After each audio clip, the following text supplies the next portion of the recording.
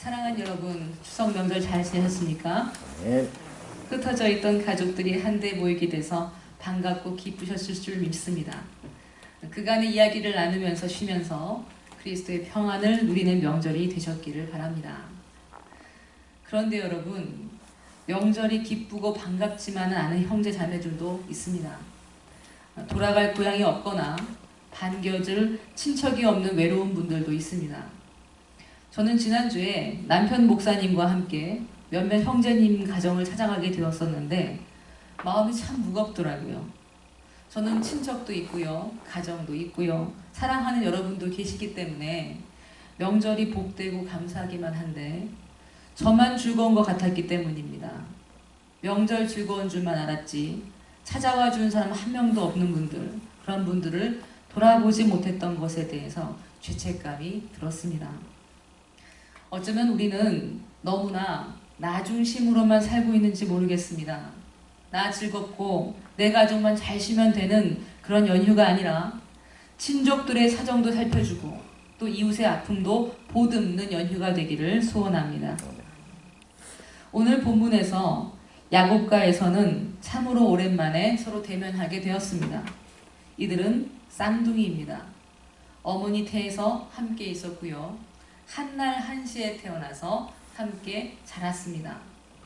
누구보다도 가장 가까운 사이가 아마도 제 생각에는 쌍둥이이지 않은가 싶습니다. 그런데 야곱과에서는 오랜 시간 동안 서로 화해하지 못했습니다. 서로 반목하면서 살아왔습니다. 미워하고 원망하면서 때로는 죽이고 싶은 분노를 느끼면서 그렇게 세월을 보냈던 두 쌍둥이 형제가 지금 서로 대면하려고 하고 있습니다. 사실 이 두 형제처럼 아픔을 겪고 있는 가정들이 생각보다 참 많이 있습니다. 형제끼리 서로 상체기를 냅니다. 서로 반목합니다. 자매끼리 서로 다툽니다. 섭섭함과 질투 때문에 가장 가까워야 할 형제자매 사이가 금이 가고 어느 순간부터 오래도록 반목하며 사는 경우가 꽤 많이 있다는 말씀입니다. 예수를 믿고 하나님의 자녀가 되었어도 여전히 형제 자매 간의 갈등과 아픔으로 고통을 받습니다. 야곱이 누구입니까? 하나님의 사람입니다. 하나님이 일찍이 태에 있을 때부터 축복해 주셨던 사람입니다. 야곱과에서는 하나님이 뭐라고 축복하셨냐면 각기 한 백성을 이룰 것이라고 그렇게 말씀해 주신 그런 축복의 아이들이었습니다. 하나님은 야곱은 에서보다 더 강성한 백성을 이룰 거라고 말씀해 주셨습니다. 이 말씀은 야곱이 하나님의 나라의 백성을 이룰 것이라는 것을 미리 말씀해 주신 것입니다. 하나님 나라의 가치로서 세상에 선한 영향력을 행사할 것이라고 약속해 주셨던 것입니다. 그런데 야곱은 그간 그렇게 못 살았습니다. 야곱은 특별한 사람이었지만 동시에 연약한 투성이의 사람이었습니다. 야곱은 하나님 나라의 백성이었지만 그렇게 살지 못합니다. 오히려 주변을 더 곤란하게 하고 관계를 모두 엉망으로 만들어 버립니다.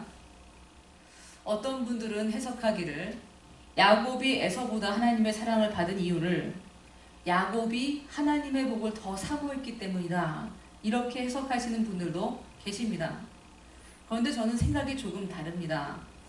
야곱은 사실 하나님의 복이 뭔지를 잘 몰랐습니다. 자기 욕심이 원하는 대로 그저 갖고 싶었을 뿐입니다. 하나님의 복이 여러분 무엇입니까? 하나님의 복은 사랑입니다. 하나님의 복은 사람들과 화목하는 것입니다. 하나님의 복이 무엇입니까? 섬기고 품어줄 수 있는 마음의 넉넉함입니다. 하나님의 복은 그런 것입니다. 그런데 야곱은 하나님의 복이 무엇인지를 잘 몰랐습니다. 물질적인 풍요와 더 많이 갖는 것만이 복인 줄 알았습니다. 그래서 형의 장자권을 탐냈습니다. 장자권이 갖고 싶어서 마음이 막 요동했습니다. 그래서 꾀를 내서 형의 장자권을 빼앗았습니다. 형이 배고파하는 것을 틈타서 팥죽 한 그릇을 주고서 장자권을 빼앗아 버린 것입니다. 사실 여러분, 장자권은요 아무것도 아닙니다. 2배의 상속을 받는다는 거, 더 많이 갖는다는 거, 그것은 그렇게 중요한 것이 아닙니다. 야곱은 더 큰 복을 받을 사람이었습니다. 하나님 나라의 백성의 시조가 되는 복입니다. 주변의 열방을 품는 복을 받은 사람입니다. 그까지 장자권이 야곱을 행복하게 하지도 못합니다. 장자권을 갖고 싶었던 야곱의 속내는 어떤 것입니까? 욕심 채우고 싶었을 뿐입니다. 형이 자기보다 많이 갖는 것이 배 아팠던 것입니다. 저는 그래서 야곱이 에서보다 하나님의 복을 더 사모했다고 생각하지 않습니다. 야곱은 에서가 가질 것을 또다시 빼앗았는데 그것이 뭐냐면 아버지의 축복마저 빼앗았습니다. 야곱은 형이 아버지의 축복을 더 많이 갖는 거 그게 너무 싫었습니다. 아버지가 자기에게 더 많이 축복해 주셔야 되는데 아버지는 자기 형을 더 사랑한다는 것이 못 견디게 싫었을 뿐입니다. 그래서 어떻게 합니까? 아버지 에서가 눈이 나쁜 것을 기화로 형처럼 분장을 해서 들어가서 아버지의 축복을 대신 가로채버립니다. 나중에 어떻게 됩니까? 형 에서가 들어와서 슬피 목 놔서 웁니다. 아버지 내게도 복을 빌어주십시오. 내게도 그렇게 해주십시오. 하고 목을 놓아 웁니다. 이것이 복이 아닙니다. 야곱은 복이 무엇인지 몰랐습니다. 자기 욕심대로 마음껏 뺏고 가져야만 직성이 풀렸던 것입니다. 그래서 결과가 어떻게 되었습니까? 형 에서의 마음에 깊은 상처만 남겼습니다. 에서의 마음에 동생을 살인하고 싶은 충동, 죄만 심어 넣습니다. 에서와 평생 원수가 됐습니다. 사랑하는 여러분, 이것은 복이 아닙니다. 장자권 가지면 뭐합니까? 주변과 원수가 되었습니다. 아버지 축복을 받은들 무슨 소용이 있습니까? 가족과 격리되어서 타향살이를 하는 신세가 되고야 말았습니다. 하나님의 복은 그런 것이 아닙니다. 하나님의 복은 주변과 화목하게 하는 것입니다. 하나님의 복은 나만 잘 되는 복이 아닙니다. 함께 잘 되는 복입니다. 사랑할 수 있는 힘이 생깁니다. 용서할 수 있는 마음의 여백이 생깁니다. 존중하고 배려하면서 인내심을 가지고 주변과 함께 걸어갑니다. 그것이 바로 하나님의 복입니다. 저는요, 야곱을 보면 꼭 우리 같다는 생각을 합니다. 예수님을 믿는다는 사람들이 자기가 원하는 것만 받아내려고 합니다. 그것을 복이라고 생각합니다. 되게 복이라고 생각하는 것들을 살펴보면은 매우 유물론적입니다. 많이 가지는 게 복인 줄 압니다. 명예와 지위가 높아지는 걸 복으로 합니다. 물론 재물과 명예가 무조건 나쁘다는 말씀은 절대로 아닙니다. 이 모든 것도 하나님의 복입니다. 그러나 재물과 명예, 지식 등의 복은요, 가장 핵심이 되는 복의 들러리 복입니다. 가장 핵심이 되는 복이 무엇입니까? 사랑입니다. 재물은요, 사랑이 있어야만 복이 됩니다. 사랑으로 섬기라고 하는 사랑으로 섬기라고 재물이 있는 것입니다. 물질을 사랑으로 사용할 줄 알면 그 물질은 복이 됩니다. 그러나 그렇게 못하면 재물은 절대로 복이 아닙니다. 명예도 마찬가지입니다. 사랑이 있어야 복이 됩니다. 나를 높이는 것이 아니라 그리스도를 높이는 것입니다. 내게 주어진 명성으로 어떻게 해야 복이겠습니까? 만약 내가 명성이 있는 사람이라면 주변을 도와주고 사랑하면서 또 정의를 행하면서 주변 사람들에게 좋은 영향을 미칠 수가 있습니다.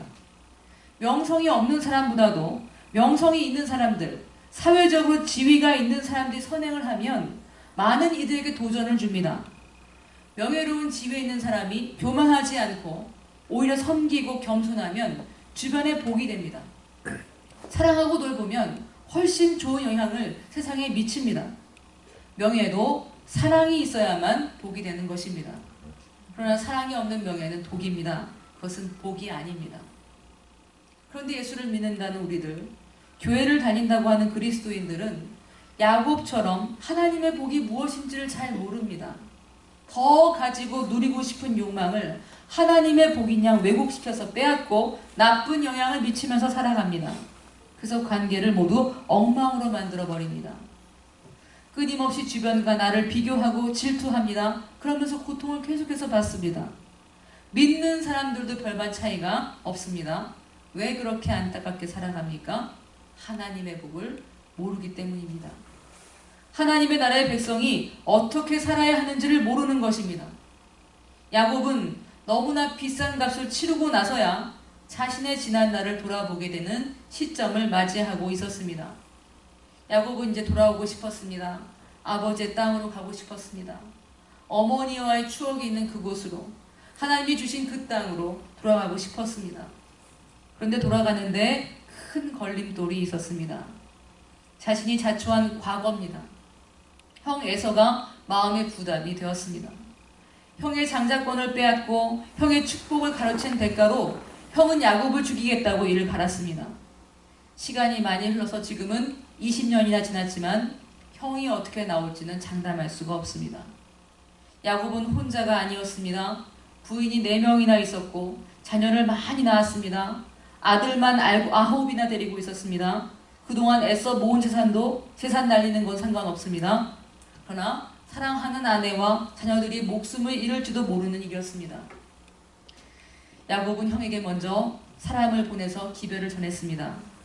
어떤 소식이 왔습니까? 형 에서가 장정 400명이나 거느리고 이쪽으로 오고 있다는 것입니다. 사랑하는 여러분, 우리가 어그러뜨려 놓은 관계들이 결국 누구의 발목을 잡을까요? 내가 어그러뜨려 놓은 관계들 결국 누구의 발목을 잡습니까? 내 발목을 잡습니다. 주는 대로 받는 법입니다. 왜냐하면요, 모든 사람은 본디가 하나이기 때문입니다. 모든 피조물은 하나입니다. 사람이 자연 환경을 파괴하면 그 부메랑이 사람에게 그대로 돌아옵니다. 내가 누군가의 눈에 눈물을 뺐다면 나도 눈물을 흘릴 날이 옵니다. 왜 그렇습니까? 본디가 하나이기 때문입니다. 내가 누군가를 때렸습니다. 그러면 사실 나를 때리는 것과 같은 것입니다. 그래서 사랑만이 진짜라는 말입니다. 누군가를 사랑하는 것은요, 곧 나를 사랑하는 것입니다. 함께 잘 되는 것이 사랑입니다. 사랑은 기꺼이 나를 희생합니다. 왜 그렇습니까? 다른 사람이 잘 되는 게 곧 내가 잘 되는 것이기 때문입니다. 그래서 희생하는 사람에게는 복이 있습니다. 섬기고 사랑하는 사람에게 복이 있다는 말씀입니다. 야곱은요, 불안하고 두려웠습니다. 자신이 던진 욕심의 부메랑이 이제 야곱의 목에 칼처럼 겨누어지고 있습니다. 야곱은 이제 결단을 해야 됩니다. 야곱은 가족들부터 먼저 안전하게 야복나루를 건너게 하고 난 다음에 홀로 남았습니다. 자신의 과거를 돌아봤습니다. 불안해하는 자신의 실존 앞에 오롯이 섰습니다. 더 이상 자신의 모습을 회피해서는 안 되는 때가 온 것입니다. 이제 야곱은 모든 것과 화해해야 됩니다. 그간 무겁게 짊어지고 있었던 죄책감을 먼저 떠나보내야 됩니다. 나 자신부터 용서해야 됩니다. 그리고 나서 형과 화해해야 됩니다.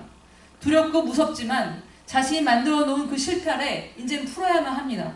더 이상은 이대로 안 됩니다. 화해해야만 하는 때가 드디어 온 것입니다. 야곱은 연약한 자신의 실존과 마주하고 있었습니다. 그때 어떤 사람이 나타났습니다. 밤새도록 야곱과 씨름하는 한 사람을 만났습니다. 창세기 32장 24절을 제가 읽겠습니다. 야곱은 홀로 남았더니 어떤 사람이 날이 새도록 야곱과 씨름하다가, 아멘. 나중에 이 사람이 하나님의 사자인 것을 야곱이 알았지만 사실 야곱은요, 자기 자신과 싸우고 있었던 것입니다. 하나님이 어디 계십니까? 우리 중심에 자정하고 계십니다. 성령이 우리 안에 계십니다.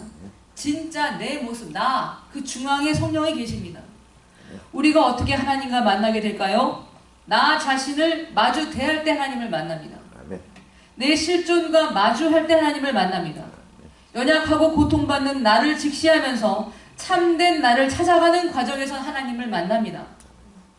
야곱은 욕심으로 더럽혀진 자신의 모습, 상처로 고통받는 자신의 실존, 두려워하고 있는 자신의 자아와 지금 대면하고 있습니다. 솔직하게 자신을 들여다보고 있었습니다. 야곱은 씨름했습니다. 자신의 모습 앞에서 철저히 마음이 무너져 내렸습니다. 아팠습니다. 자기의 모습을 인정하는 과정이 몹시 아팠습니다. 그러나 야곱은 끝까지 씨름을 멈추지 않았습니다. 진짜 복을 받을 때까지, 자기의 본 모습을 찾을 때까지 멈추지 않았습니다. 창세기 32장 26절에서 그는 이렇게 말합니다. 그가 이르되 날이 새려하니 나로 가게 하라. 야곱이 이르되 당신이 내게 축복하지 아니하면 가게 하지 아니하겠나이다. 아멘. 야곱은 자신이 지금 복을 누리지 않고 있다는 것을 알았습니다. 그래서 복 달라고 빌었습니다. 지금껏 잘못 살아왔던 삶의 방식을 이제는 벗어 던지고 싶었습니다. 그한 형을 속여왔던 죄책감에서 이제는 자유하고 싶었습니다. 오래도록 나그네로 살면서 느꼈던 외로움, 내가 뿌리를 잃어버렸다는 불안함에서 떠나고 싶었습니다. 이제는 평안하고 싶었습니다. 하나님의 복 누리고 싶었습니다. 그래서 나를 좀 축복해 주십시오. 내게 축복하지 아니하시면 가게 할 수 없습니다. 철저하게 몸부림치고 있었다는 말입니다. 사랑하는 여러분, 혹시 야곱의 몸부림이 우리의 몸부림은 아닙니까? 왜 예수를 믿는데 우리가 행복하지 않은 겁니까? 왜 세상의 가치관에 내가 여전히 흔들리는 것입니까? 왜 사랑하면 못 삽니까? 왜 자꾸 열등감과 비교의식, 죄책감 때문에 내 마음 괴롭히며 살아가는 것입니까? 이제는 떠나야 되지 않겠습니까? 이제는 그 모든 것으로부터 해방되어야 되지 않겠습니까? 진짜 복을 누려야 되지 않겠습니까? 야곱은 결국 힘겨운 싸움에서 승리했습니다. 진짜 나를 찾은 것입니다. 그곳에서 하나님 만났습니다. 연약한 자신의 모습을 직시하고 받아들이는 과정 속에서 옛사람의 모습을 버리는 결단을 한 것입니다. 이제는 떠나겠다고 결심하게 된 것입니다. 어떤 값을 치르더라도 형과 화해하기로 결심했습니다. 이제는 피하지 않습니다. 내가 어그러뜨려 놓은 관계의 실타래를 풀기로 결심한 것입니다. 나 자신과의 싸움에서 승리한 야곱을 향해서 하나님이 뭐라고 말씀하셨습니까? 너는 하나님과 싸워 이겼다. 너는 사람들과 겨루어 이겼다. 이렇게 말씀해 주셨습니다. 야복나루에서 야곱은 하나님의 복을 받았습니다. 용서를 구할 수 있는 용기를 선물로 받았습니다. 겸손할 수 있는 복을 선물로 받았습니다. 사랑할 수 있는 복을 받았습니다. 그래서 이제 형을 마주 대할 수 있습니다. 이제 형이 400명의 장정을 데리고 이쪽으로 오고 있는 것이 눈에 보입니다. 본문 3절을 보겠습니다. 본문 3절입니다. 자기는 그들 앞에서 나아가되 몸을 7번 땅에 굽히며 그의 형 에서에게 가까이 가니 아멘. 야곱은 자신을 땅바닥까지 낮췄습니다. 7번이나 땅에 몸을 굽혔다는 것은 완전한 복종을 의미하는 것입니다. 마치 신하가 봉건 군주에게 예를 갖춰서 복종하듯이 형에게 복종한 것입니다. 야곱은 진심으로 형에게 용서를 구했습니다. 자신을 용서해달라고 형의 화해와 같은 은총을 기다리면서 몸을 굽혔습니다. 그러자 어떤 일이 벌어졌습니까? 4절입니다. 에서가 달려와서 그를 맞이하고 안고 목을 어긋 맞추어 그와 입 맞추고 서로 우니라. 아멘. 20년간 척을 진 형제가 화해하게 되었습니다. 에서도 마음에 우러난 사랑으로 야곱을 받아들이게 된 것입니다. 사랑하는 여러분, 이것이 복입니다. 하나님의 복은 사랑입니다. 화해하는 것입니다. 용서입니다. 용서를 내가 구하는 것입니다. 이것이 진짜 복입니다. 사랑하는 여러분, 진짜는 오직 사랑밖에 없습니다. 저는 오늘 본문을 통해서 몇 가지 교훈을 드리려고 합니다. 첫째로, 사랑하지 못하는 것이 진짜 고통입니다. 꼭 기억하시기를 바랍니다. 사랑하지 못하는 것이 진짜 고통입니다. 돈이 있어도요, 누군가를 미워하고 원망하면 행복할 수가 없습니다. 미움이 부메랑 돼서 내 영혼을 찌르고 있기 때문입니다. 사실 미워하는 대상은요, 내가 미워하든지 말든지 아무 상관없이 잘 살고 있습니다. 누군가를 용서하지 못하고 미워함으로 인해서 가장 피해를 받는 것은 사실 나 자신입니다. 미워하면 내 영이 행복하지를 못합니다. 미워하면 고통입니다. 사랑하지 못하는 것이 고통입니다. 사랑하는 여러분, 혹시 주변에 완악하고 강팍한 분들이 있을 수도 있습니다. 그분들 내게 고통을 줄 수도 있습니다. 그럴 때는 어떻게 합니까? 그분을 불쌍히 여기십시오. 왜냐하면 사랑하지 못하는 것만큼 고통이 없기 때문입니다. 사랑하고 싶은데 그 사람은 사랑하지 못합니다. 그것은 고통입니다. 미워할 것이 아니라 불쌍하게 여겨야 합니다. 남에게 피해를 주고도 아무렇지도 않게 살아가는 사람들이 있습니다. 그 사람들이 행복할까요? 절대 행복하지 않습니다. 마음이 지옥인 것을 알면서도 스스로 멈출 수가 없는 것입니다. 자꾸 더 가지려고 주변을 해치는 짓을 해도 그렇게 해야만 행복한 줄 알지만 절대로 행복하지 못합니다. 마음이 지옥인데 어떻게 행복합니까? 사랑하는 여러분, 그래서 불쌍하다는 말씀입니다. 에베소서 4장 32절에는 이런 말씀이 있습니다. 서로 친절하게 하며 불쌍히 여기며 서로 용서하기를 하나님이 그리스도 안에서 너희를 용서하심 같이 하라. 아멘. 사랑하는 여러분, 사랑하지 못하는 것이 고통입니다. 전 여러분께서 사랑하면서 행복하시기를 그리스도의 이름으로 소원합니다. 아멘. 둘째로 나 자신과 제일 먼저 화해하시기 바랍니다. 누구랑 먼저 화해해야 합니까? 나랑 화해해야 합니다. 죄책감과 열등감, 상처로 얼룩진 나 자신을 받아들이십시오. 그리고 이제는 거기서 벗어나십시오. 진짜 나를 찾아가십시오. 상처와 고통으로부터 나를 놓아주십시오. 나를 자유하게 하십시오. 용서하고 사랑하는 과정을 통해서 하나님의 복을 누리십시오. 그것이 나 자신과 화해하는 것입니다. 셋째로 하나님이 모든 것을 선하게 인도하심을 믿으십시오. 꼭 기억하시기 바랍니다. 하나님은 모든 것을 선하게 인도하십니다. 지금은 어려운 관계일지 모르지만 하나님은 모든 것을 선하게 바꾸시는 분이십니다. 하나님을 신뢰함으로 주변과 화해를 이루십시오. 하나님은 분명히 화목하도록 우리를 인도해 주실 것입니다. 요셉은 형들이 자신을 죽이려고 했고 또 상인들에게 노예로 팔아넘겼던 과거에 매이지 않았습니다. 요셉은 모든 것을 하나님이 선하게 바꾸셨다는 것을 믿었습니다. 창세기 50장 20절에서 요셉은 이렇게 고백합니다. 당신들은 나를 해하려 하였으나 하나님은 그것을 선으로 바꾸사 오늘과 같이 많은 백성의 생명을 구원하게 하시려 하셨나니. 아멘. 하나님이 우리를 선하게 인도하십니다. 믿으십시오. 하나님이 복을 주십니다. 나 자신과 화해하며 모든 것이 하나님의 선하신 인도하심 가운데 있다는 것을 신뢰하는 사람에게는 복이 있습니다. 고린도후서 5장 18절부터 19절엔 이런 말씀이 있습니다.